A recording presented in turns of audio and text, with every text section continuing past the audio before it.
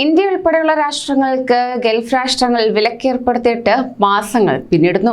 എന്നാൽ ഈ ഒരു സാഹചര്യത്തിൽ എങ്ങനെയും ഗൾഫിലേക്ക് എത്തിച്ചേരാൻ കാത്തിരിക്കുകയാണ് പ്രവാസികൾ. ഇവരെ മുതലെടുക്കാൻ തട്ടിപ്പുകാരും സജീവമായി തന്നെ രംഗത്തുണ്ട്. ഇതിനെതിരെ കടുത്ത മുന്നറിയിപ്പാണ് ഭരണാധികാരികൾ നൽകുന്നത്.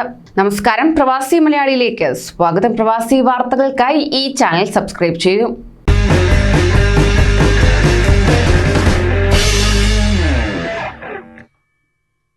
കോവിഡ് നിയന്ത്രണങ്ങളുടെ ഭാഗമായി ഇന്ത്യൻ യാത്രക്കാർക്ക് UAE ഏർപ്പെടുത്തിയ വിലക്ക് 3 മാസം പിന്നിടുകയാണ്. ഈ സാഹചര്യത്തിൽ ഇത് മുതലെടുത്ത് തട്ടിപ്പുകാർ വീണ്ടും സജീവമായി തുടങ്ങിയിട്ടുണ്ട്.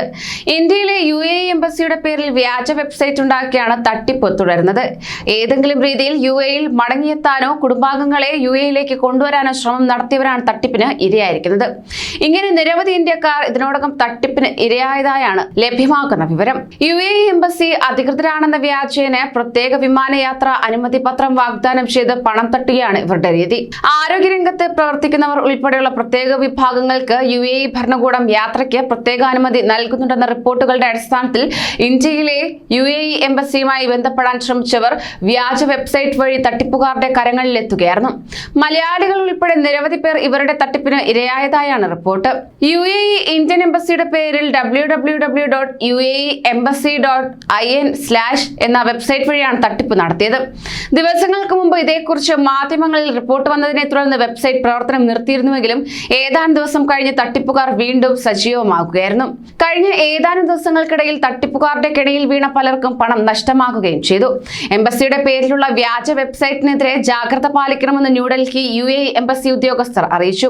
ന്യൂഡൽഹിയിലെ UAE എംബസിയുടെ ഔദ്യോഗിക വെബ്സൈറ്റിന്റെ ലിങ്ക് AE ഡൊമൈൻ നാമത്തിലുള്ള www.mofec.gov.ae/en/mission/newdelhi എന്നതാണ്. അതേസമയം ഗൂഗിളിൽ UAE എംബസി വെബ്സൈറ്റിനായി തിരയുന്നവർക്ക് ആദ്യം ലഭിക്കുന്നത് IN എന്ന ഡൊമൈൻ നാമത്തിലുള്ള വ്യാജ വെബ്സൈറ്റ് അഡ്രസ് ആയിരുന്നു.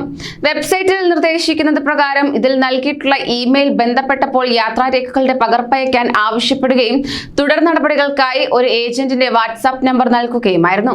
ഇതിൽ ബന്ധപ്പെട്ടപ്പോഴാണ് അപ്രൂവൽ ലെറ്ററിനുള്ള ഫീസ് ആവശ്യപ്പെട്ടത്. എംബസിയുടെ അക്കൗണ്ടിലേക്ക് പണം നൽകുന്നതിന് പകരം വീരുകുമാർ എന്ന ഒരു വ്യക്തിയുടെ അക്കൗണ്ട് നമ്പർ നൽകി അതിലേക്ക് പണം അയക്കാൻ ആവശ്യപ്പെട്ടതിനെ തുടർന്ന് സംശയം തോന്നിയ മലയാളി പ്രവാസി പോലീസിനെ സമീപിക്കുകയായിരുന്നു. തട്ടിപ്പിനെ കുറിച്ച് കേരള പോലീസിന്റെ സൈബർ സെൽ അന്വേഷണം തുടങ്ങിയതായാണ് റിപ്പോർട്ട്.